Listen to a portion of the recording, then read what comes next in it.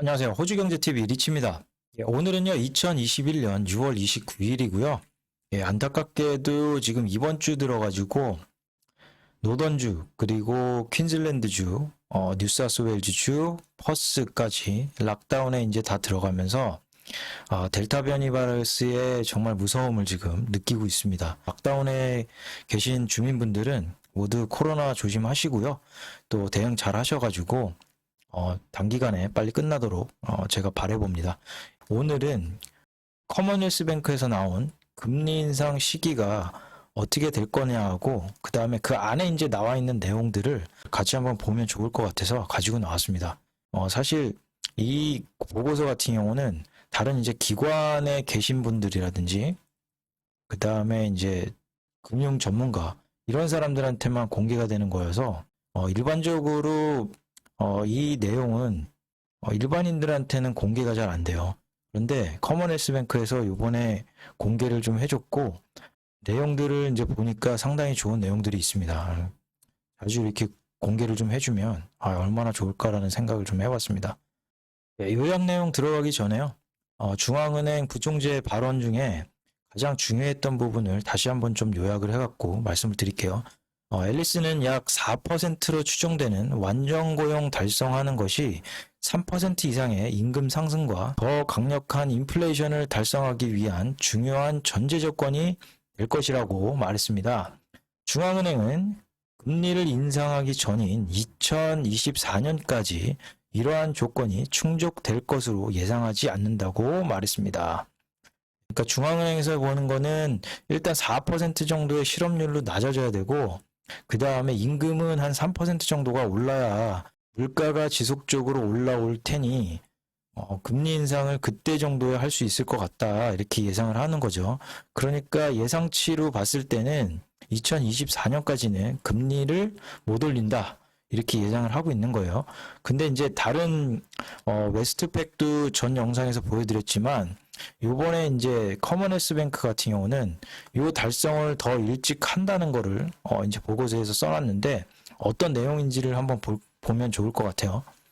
호주 커먼웰스 뱅크에서 나온 보고서 내용을요, 가장 중요한 부분만 먼저 말씀을 드리고 다시 이제 보고서로 돌아가서 세부적인 내용을 말씀을 드릴까 합니다.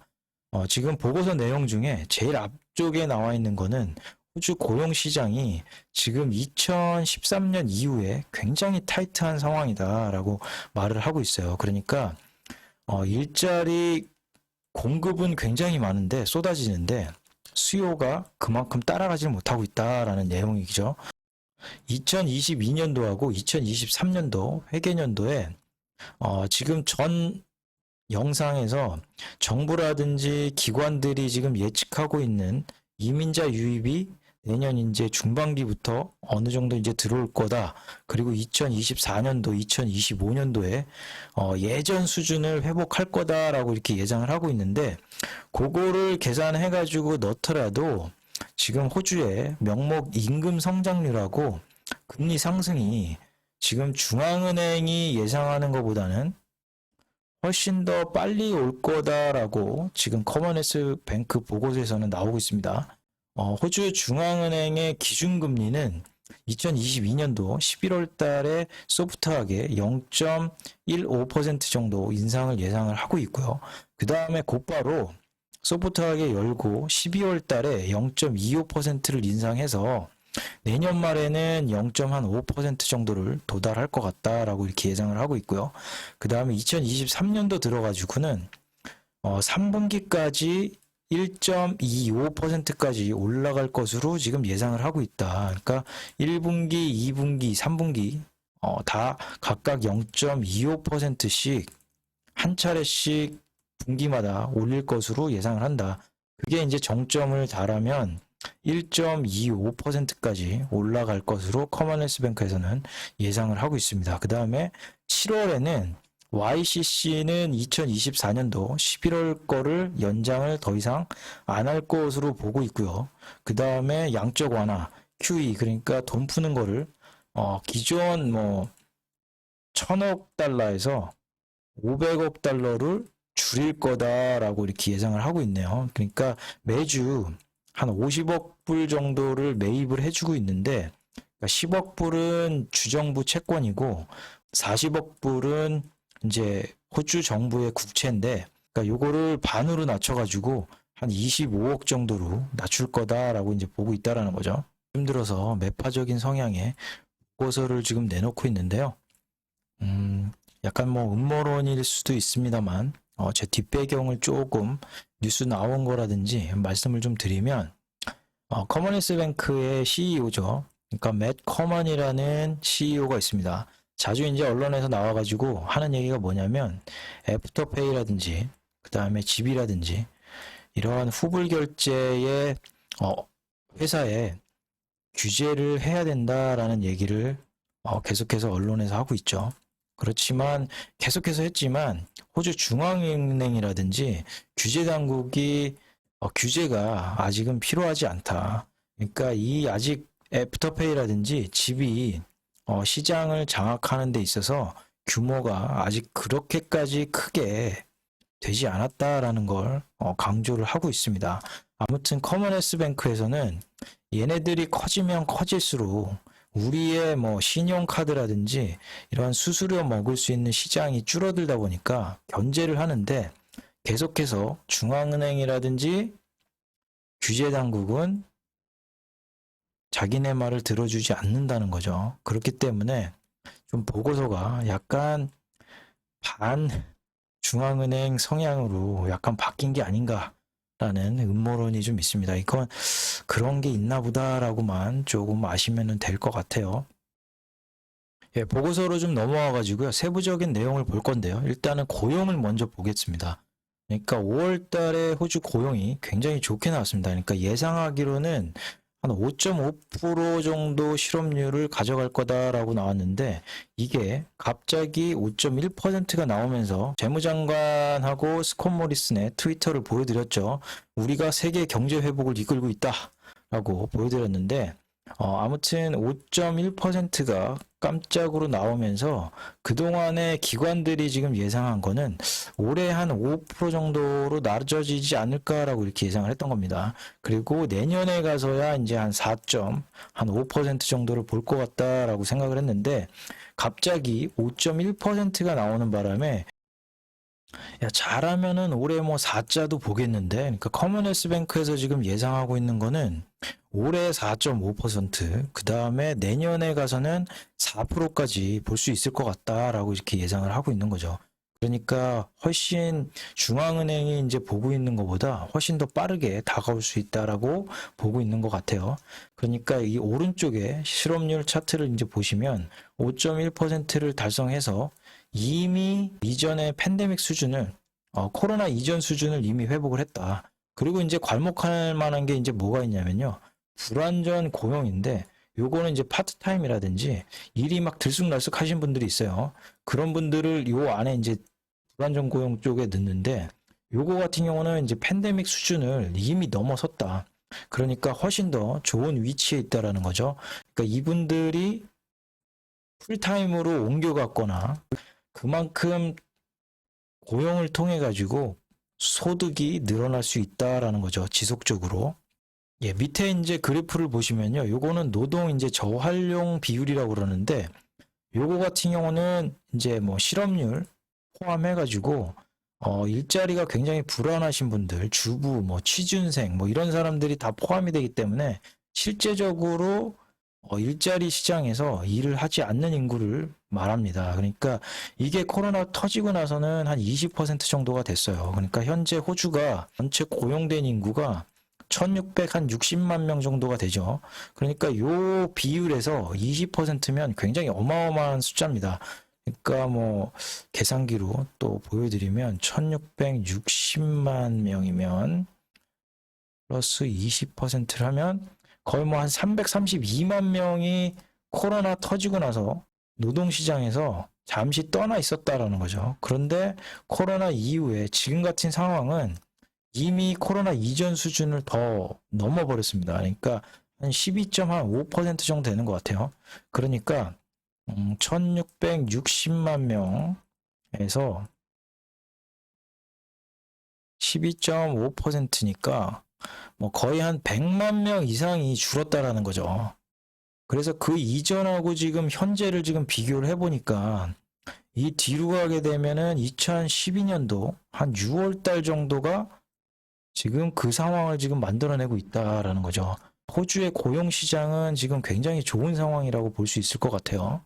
예, 오른쪽에 이제 보여드리는 거는 호주의 이제 필립스 곡선하고 좀 비슷하게 생겼죠. 그러니까 이런 식으로 추세가 이런 식으로 가는데 왼쪽에 있는 거는 임금 상승률입니다. 그리고 오른쪽에 있는 거는 아까 전에 보여드린 노동 저활용 비율인데 그게 코로나 때는 노동 저활용이 20%까지 이렇게 증가하는 상황이 벌어졌다. 그리고 임금은 아무래도 이제 일을 못하니까 일자리가 적고 그러니까 경쟁은 얼마나 심하겠습니까?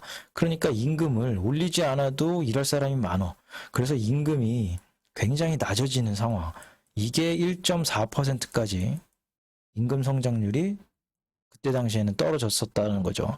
예, 그게 지금 조금 올라가지고 지금 1분기 같은 경우는 노동 저활용 인구가 확 줄었습니다. 그게 한 1분기까지 이렇게 내려왔다. 그러니까 앞으로 추세선으로 만약에 달려가게 된다 그러면 이 위를 따를 테니 요게 한 2.5%까지 올해 달성할 것으로 예상을 하고 있다라는 거죠. 그리고 내년 같은 경우는 거의 뭐 한 3%가 넘어갈 것으로 예상을 하고 있다라고 보고서 내용에서는 말을 하고 있습니다. 산업계에서도 지금 원자재 가격이라든지 이런 비용 면에서 이제 들어가는 투입 비용이 굉장히 크게 올랐다라는 거죠. 그러니까 코로나 이전 수준보다 훨씬 더 이만큼이 올랐다. 그리고 코로나 이전 수준보다 이만큼의 투입 비용이 들어가는데 지금 생산된 비용도 마찬가지로 요만큼이 올라갔다라는 거죠. 그러니까 요만큼 분이 소비자한테 전가가 되면 물가가 나올 테니 중앙은행에서 생각하고 있는 물가보다 훨씬 더 많이 오를 것이다라고 커머넌스뱅크에서는 지금 예상을 하고 있다라는 거고요. 그 다음에 이제 임금인데요. 영상에서 몇 번 조금 언급은 해드리긴 했는데 호주 같은 경우는 아직 임금 성장률이 1.5% 정도에 머무르고 있습니다. 그러니까 이전 수준을 완전히 아직까지는 회복을 못했어요. 그래서 중앙은행에서 긴축을 발표하기가 굉장히 애매한 상황인 거죠. TV에서 이제 발표하는 기업 신뢰 지수라든지 발표한 건 이제 보니까요. 기업들한테 설문조사를 한 게 있는데 그 설문조사에서는 그러니까 고용 비용이 이만큼 지금 급속도로 지금 높아지고 있다. 그러니까 일자리에 지금 사람이 없어가지고 임금을 지금 올려서라도 사람을 구해야 하는 상황으로 지금 바뀌고 있다라고 이렇게 나타난다는 거죠. 그리고 커머넌스뱅크에서 이 보고서에서는 우리가 지금 거래하는 거래처에 그런 분들하고 지금 얘기를 해보니까 이 내용이 지금 맞다. 그렇기 때문에 임금이 지금은 이 수준에 지금 머물고 있지만 얘네가 이렇게 나왔으니 이게 같이 이제 동행한다고 보면 요 정도로 이렇게 올라올 거다라고 이렇게 보고 있다라는 거예요.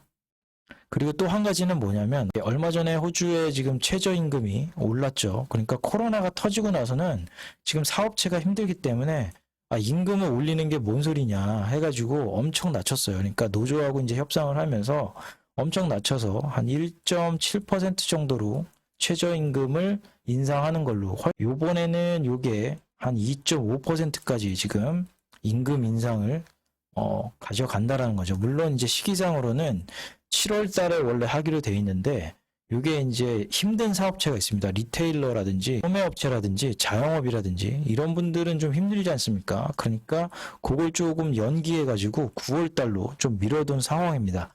어쨌거나 최저임금은 올라간다. 전체적으로 최저임금에 이제 속해 있는 서비스업이라든지 이런 분들이 많은 섹터 같은 경우는 임금이 그만큼 상승을 한다는 거겠죠. 그래서 이제 전체적으로 이제 내용을 봤을 때요.